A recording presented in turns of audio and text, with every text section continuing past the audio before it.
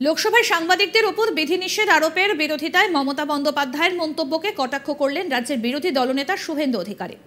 এখানেই শেষ নয়, টেনে আনলেন বাম আমলের ঘটনা এবং বুদ্ধদেব ভট্টাচার্যের নামও। এদিন বিরোধী দলনেতা শুভেন্দু অধিকারী বলেন, সংবাদ মাধ্যমে দেখলাম মুখ্যমন্ত্রী প্রচণ্ড কান্নাকাটি করছেন, যে লোকসভার অধ্যক্ষ সাংবাদিকদের অধিকার খর্ব করছেন। ছাতা হাতে ধরে বিরোধী দলনেতা হাউস চলাকালীন পিচ রাস্তায় দাঁড়িয়ে সাংবাদিক সম্মেলন কেন করছেন? নিজের মুখটা আয়নায় দেখছেন মমতা বন্দ্যোপাধ্যায়? এই যে কাচের ঘরে ঢুকিয়ে দিয়েছেন সাংবাদিকদের, আগে নিজের মুখটা আয়নায় দেখুন। আপনার কোনো সচিব নবান্নের সাংবাদিকদের সঙ্গে কথা বলতে ভয় পায়, আপনি বিধানসভায় সাংবাদিকদের খাঁচার মধ্যে পুরেছেন।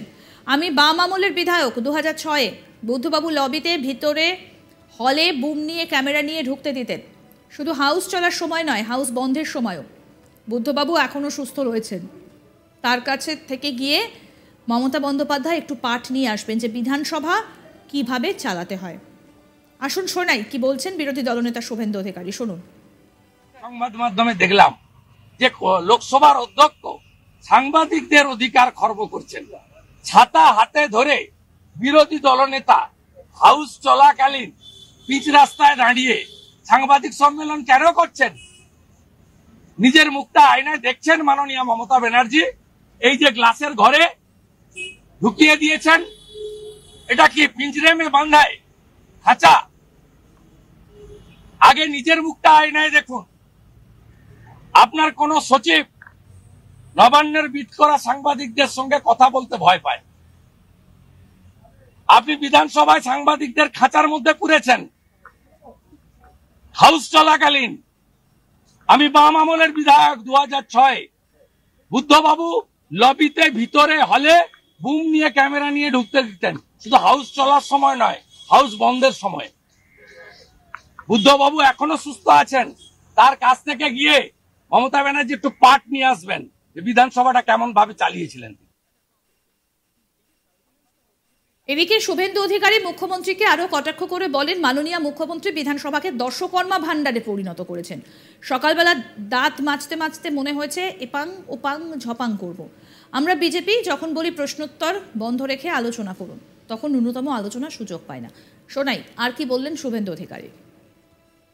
মাননীয় মুখ্যমন্ত্রী যিনি বিধানসভাকে দশকর্মা ভাণ্ডারে পরিণত করেছেন, সকালবেলা দাঁত মাজতে মাজতে মনে হয়েছে আজকে আমি যাব এপাং ওপাং ঝপাং করব। তা কেউ জানে না, অপোজিশনের কেউ জানে না, প্রায় ইন্টিমেশন নেই। এবং আমরা রামপুরহাটের বাগটুইতে যখন মুসলমান মহিলা পড়ায়, যখন পশ্চিমবঙ্গে নানা প্রান্তে গত 3.5 বছরে একাধিক ভয়ঙ্কর ভয়ঙ্কর ঘটনা ঘটেছে, যখন দ্রব্যমূল্য বৃদ্ধি নিয়ে, যখন নানা ইস্যু নিয়ে আমরা ভারতীয় জনতা পার্টি নারী নির্যাতন নিয়ে বলি যে প্রশ্নোত্তর বন্ধ রেখে আলোচনা করুন, তখন ন্যূনতম আলোচনার সুযোগ পাই না। আজকেও আরেকটা সোমবার গেল হোম পুলিশ ডিপার্টমেন্টের, যে সোমবার পুলিশ মন্ত্রী কোশ্চেন আওয়ারে ছিলেন না, যে সোমবার পুলিশ দপ্তরের প্রশ্ন উত্তর দেওয়া হয়নি, প্রশ্ন নেওয়া হয়নি। এদিন বিধানসভার বাইরে বিরোধী দলনেতা শুভেন্দু অধিকারী আরো বলেন, মাননীয় অধ্যক্ষ টিএমসি স্পিকার না বিধানসভার স্পিকার? স্পিকার আপনি বলুন, আমাদের 60 মিনিটের মধ্যে বিরোধীদের কে বলবে এটা টিএমসি বা স্পিকার ঠিক করতে পারে না। মমতা ব্যানার্জি মিথ্যেবাদী। শুনুন কি বললেন তিনি। এটাতে বেশি এফেক্টেড হয়, যেমন মনোজ ওরাও, মালতী রাভা রায়, বিশাল লামা এবং অন্যান্য যারা আছেন, তারা প্রত্যেকেই প্রস্তুতি নিয়ে এসেছিলেন বলার জন্য। কিন্তু আপনি জানেন যে মাননীয় অধ্যক্ষ তিনি, আমি বলতে সরি টু সে, এর জন্য প্রিভিলেজ করলেও আমার কোনো আপত্তি নেই, যে তিনি তৃণমূলের স্পিকার না বিধানসভার স্পিকার।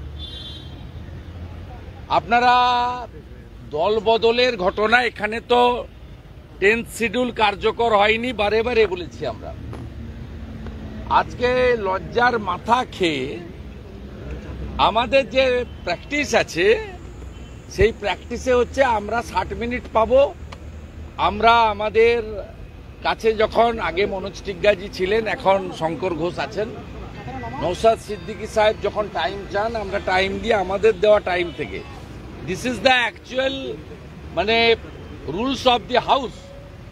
প্রথমত পলিসি ঠিক করে 75-25 না 60-40 না 50-50 অ্যাসেম্বলি।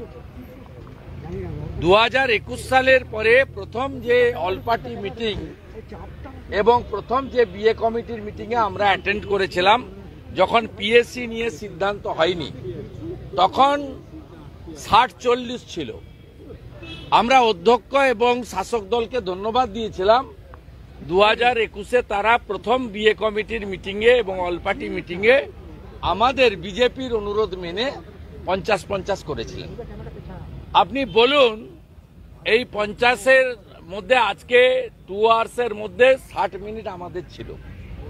তো সেই 60 মিনিটের মধ্যে অপোজিশনের কে বলবে, এটা শাসক দল বা স্পিকার ঠিক করতে পারেন না। কোশ্চেন অ্যান্সার স্পিকারের হাতে, কলিং অ্যাটেনশন মেনশন স্পিকার এবং তার অফিস ঠিক করে। আমাদের অপোজিশনের বলবে আপনাদের টাইম নিইনি। কিন্তু আমরা জানতে চাই যে সুমন কাঞ্জিলালকে নিয়ে মমতা ব্যানার্জি লোকসভায় নির্বাচনে একাধিক মিটিং করেছেন, তার ভাইপো মিটিং করেছেন, গলায় জোড়া ফুলের প্রতীক চিহ্ন লাগানো উত্তরীয় বা অঙ্গবস্ত্র পরিয়েছেন, তাকে আজকে বিধানসভায় বিজেপির সদস্য হিসেবে বলছেন। মমতা ব্যানার্জি একটা মানে একবারে রেজিস্টার লায়ার, সেটা নীতি আয়োগের মিটিংয়ে প্রমাণ হয়েছে। আমি নীতি আয়োগের মিটিংয়ে ভারতীয় জনতা পার্টি বা কেন্দ্রীয় সরকারের প্রতিনিধিদের কথা ছেড়ে দিলাম। নীতি আয়োগের যে সিও আছেন তিনি ব্যুরোক্র্যাট, তিনি কোনো দলের লোক না। তিনি মমতা ব্যানার্জির মিথ্যাচার, ভণ্ডামি, ড্রামা, নাটক সব ফাঁস করে দিয়েছেন মানুষের কাছে। আজকে মমতা ব্যানার্জি তিনি যে সকাল থেকে রাত্রি একটা সত্যি কথা বলেন না, আবার প্রমাণ করলেন যে সুমন কাঞ্জিলাল তিনি তো ভারতীয় জনতা পার্টির নির্বাচিত বিধায়ক। আমাদের বিধায়করা বাধ্য হয়েছে এই অগণতান্ত্রিক, অবৈধ এবং এই রকম সুযোগ সন্ধানী সিদ্ধান্তের প্রতিবাদ করতে। প্রতিবাদের রাস্তা কি? অ্যাসেম্বলির ভিতরে মারামারি করবেন? প্রতিবাদের রাস্তা কি? দেখতে থাকুন আজ তাক বাংলার ইউটিউব চ্যানেল, সাবস্ক্রাইব করুন।